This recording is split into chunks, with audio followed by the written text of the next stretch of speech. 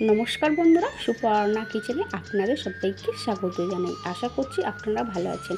আজকে আমি আপনাদের তৈরি করে দেখাবো মুচমুচে চিকেন পকোড়া। চিকেন পকোড়া তৈরি করা খুবই সহজ, আর ঘরে থাকা কয়েকটি উপকরণ দিয়ে আপনারা তৈরি করতে পারেন চিকেন পকোড়া। একদম দোকানের মতো চিকেন পকোড়া রেসিপি আপনাদের সাথে শেয়ার করছি। তাহলে বন্ধুরা, দেরি না করে আজকের এই রেসিপি শুরু করা যাক।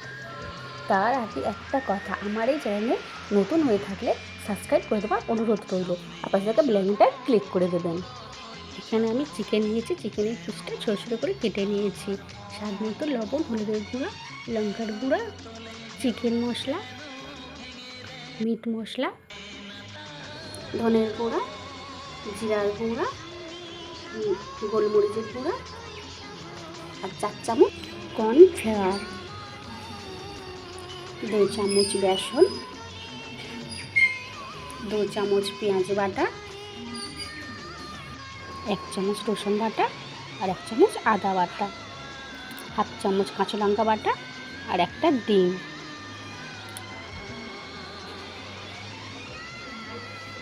দিয়ে ভালো করে মাখিয়ে নিতে হবে।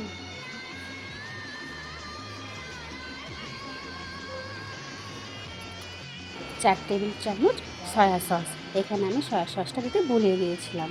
এবার আমি ভালো করে ম্যারিনেট করে নেব। দেখুন বন্ধুরা, এটা হাতের সাহায্যে মাখালে চিকেনের গায়ে সমস্ত মশলা ভালোভাবে লেগে যাবে। আমি হাত দিয়ে ভালো করে মাখিয়ে নিয়েছি। নিয়ে এই চিকেনটা আমি 1 ঘন্টার জন্য ফ্রিজে আমি রেখে দেবো। আর যাদের ফ্রিজ নেই আপনারা এমনি রেস্টে রেখে দিতে পারেন। আমি 1 ঘন্টা পর আবার ফিরে আসবো। দেখুন বন্ধুরা, আমি 1 ঘন্টা পর ফিরে আসছি। অন্যদিকে আমি 4 চামচ ময়দা নিয়েছি আর গোলমরিচের গুঁড়া, অল্প একটু লবণ দিয়ে ভালো করে আমি ময়দাটা মেখে নেব। দেখুন বন্ধুরা, এটা গোলমরিচ, লবণ আর ময়দা একসাথে মিশিয়ে নিয়েছি। চিকেনটা আবার ভালো করে একটু নাড়াচাড়া করে মেখে নিলাম। এখান থেকে একটা করে চিকেন নেব, নিয়ে ময়দার মধ্যে দিয়ে ভালো করে কোট করে নেব। আপনারা চাইলে একটা চিকেন নেবেন আর কোট করবেন আর তেলে ভাজতে পারেন। আমি আগে সমস্ত চিকেন কোট করে নেব। আমি হাতের সাহায্য বানিয়ে দেখালাম। দেখুন, এইভাবে আমি সমস্ত চিকেন কোট করে নিয়েছি।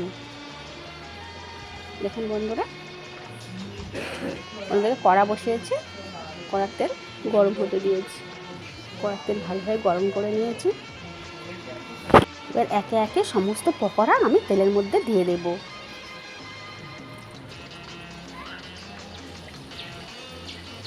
দেখুন বন্ধুরা, আমি একে একে সমস্ত পকোড়া দিয়ে দিয়েছি। আর যখন এই পকোড়া ভাজবেন, গ্যাসের ফ্লেমটা লো মিডিয়ামে রাখবেন, নয়তো বাইরে থেকে কালার চলে আসবে আর চিকেনটা ভেতরটা সেদ্ধ হবে না। দেখুন বন্ধুরা, আমার পকোড়া ভাজা হয়ে গেছে। আমি একটা ছাঁকনির সাহায্যে পকোড়াগুলো তুলে নেব। এইভাবে আমি কড়া থেকে সমস্ত পকোড়া তুলে নিয়েছি। আমার এই ভিডিও আপনারা পৃথিবীর কোন প্রান্ত থেকে দেখছেন অবশ্যই কমেন্ট করে জানাবেন। আমার রেসিপি আপনাদের কেমন লাগে অবশ্যই কমেন্ট করে জানাবেন। দেখুন বন্ধুরা, আমার যে পকোড়াগুলো ভাজতে বাকি ছিল, একই রকমভাবে সমস্ত পকোড়া আমি ভেজে নেব। দেখুন বন্ধুরা, একই রকমভাবে আমি সমস্ত পকোড়া ভেজে নিয়েছি। আমার এই চ্যানেলে যেসব বন্ধুরা নতুন দেখছেন তাদের সাবস্ক্রাইব করে দেওয়ার অনুরোধ রইল। আর ভালো লাগলে লাইক, কমেন্ট, শেয়ার করে দেবেন। আর পাশে থাকা বেল আইকনটা ক্লিক করে রাখবেন। দেখুন বন্ধুরা, পকোড়াটা খুবই সুন্দর হয়েছে, আর খুবই টেস্টি হয়েছিল, আর খুবই মুচমুচে অসাধারণ খেতে হয়েছিল। আপনারা একবার হলেও এইভাবে পকোড়া বানিয়ে খেয়ে দেখবেন। পুরো বিয়েবাড়ি বা অনুষ্ঠান বাড়ির মতোই স্বাদ হয় আর দোকানের মতোই টেস্টি হয়। একবার হলেও বানিয়ে খেয়ে দেখবেন। আজ এই পর্যন্ত, আবার অন্য কোনো দিন অন্য রেসিপি নিয়ে আপনাদের সাথে দেখা হবে। আপনারা ততদিন ভালো থাকবেন। দেখুন, একটা পকোড়া নিয়ে আপনাদের সামনে পরিবেশন করে দেখাচ্ছি। দেখুন বন্ধুরা, এইভাবে পকোড়া বানিয়ে খেয়ে দেখবেন। অসাধারণ খেতে হয়, অসাধারণ টেস্ট হয়, পুরো দোকানের মতোই স্বাদ হয়।